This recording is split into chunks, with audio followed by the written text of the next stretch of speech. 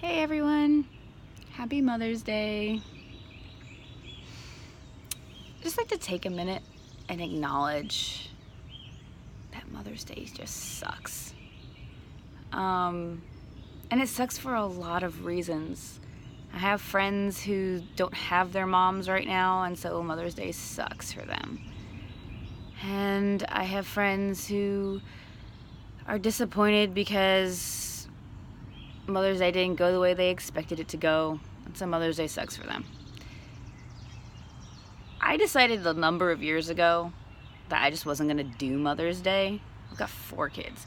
And I've decided that I'm just not going to do it because it was one of those days that just sucked all the time. And it had nothing to do with my husband or the day and the things that they wanted to do or whatever. Like, that stuff was always really cool. What sucks about Mother's Day is that every other day of the year, I get asked things like, wow, 4 kids?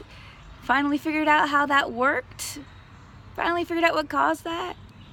Wow, you must have your hands full. I get asked, oh, you stay home with your kids? Don't you wish that you could do something else? Isn't there anything else that you're good at? I homeschool my kids. True story, 2 days ago, I said something about how I homeschool my kids, and some dude at a smoothie shop was like, well, I bet you spend a lot of time Googling stuff. What the heck is that supposed to mean? Yeah, oh, I mean, yeah, who doesn't? It's, everybody Googles stuff, but, like, really? And so we spend a lot of time all year round, like, defending the fact that I'm a mom and that that's what I've decided to do with my life. And then on Mother's Day, we show up places and everybody's like, oh, you're doing the most important job. Oh, we're so proud of you as a mother. You're so amazing as a mother. I mean, give me a break. Really? I mean, 364 days a year, I don't do anything, and it's not good enough for anybody. And then one day a year, everybody's like fawning all over themselves about how amazing it is that I've chosen to be a mom. And then on top of that, like, if you go to church today, oh my goodness. Yesterday, my friend went to church because we have services on Saturday and Sunday, and so she went and previewed it for me, and she was like live texting me what was being said. And I'm not surprised by any of this because my husband and I have worked in the church for 14 years now, and it's never any better, but I guess I always want it to be better. But it's the typical sermon about how this is what women need and this is what it means to be a woman, and it's a lot of men, your wife needs gifts. Women need gifts. They need stuff. You know what we don't need? We don't need more stuff, because more stuff is more stuff that we have to clean up. You don't need stuff. They need to be, men, you need to take the initiative in everything and lead your wife. You don't need to be led around like some freaking puppy. I mean, we have brains. We figure it out. We do like 90% of the stuff at home anyway. We don't need to be led. Not that way. I mean, we need a partner. We need someone who's willing to partner with us and do things with us and love us and like treat us like human beings, because we are, despite the fact that we have boobs, we're still human beings. And we love compassion and we love people and we, want to be cared about, but that's like a human thing, not necessarily a woman thing.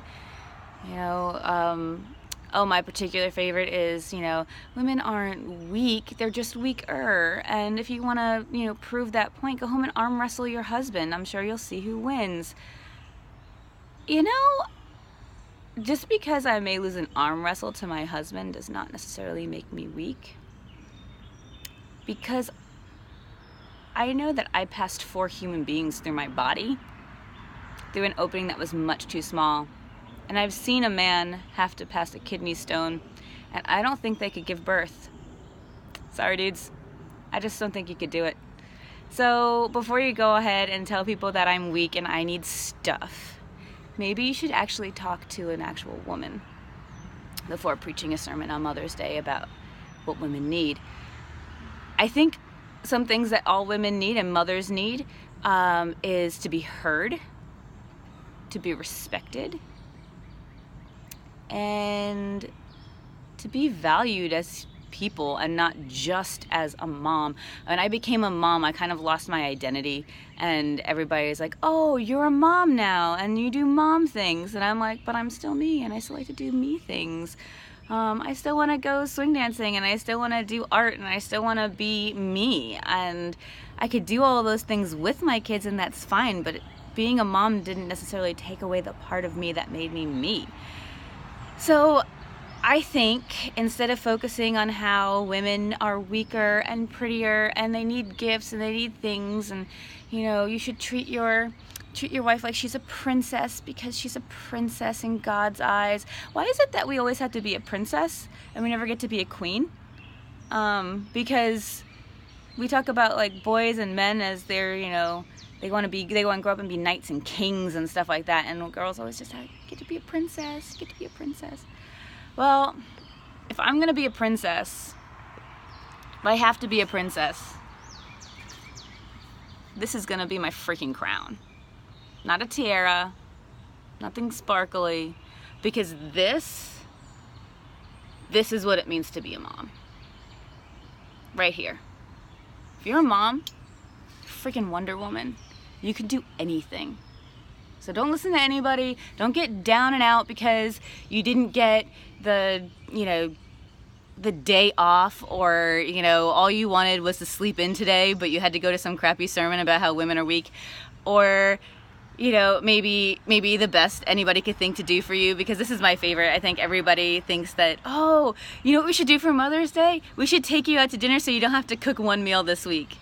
Because that's the best you can think of. Don't get down and out about that. Just put on your Wonder Woman crown and rock it, because you're a mom. You can do anything. Happy Mother's Day.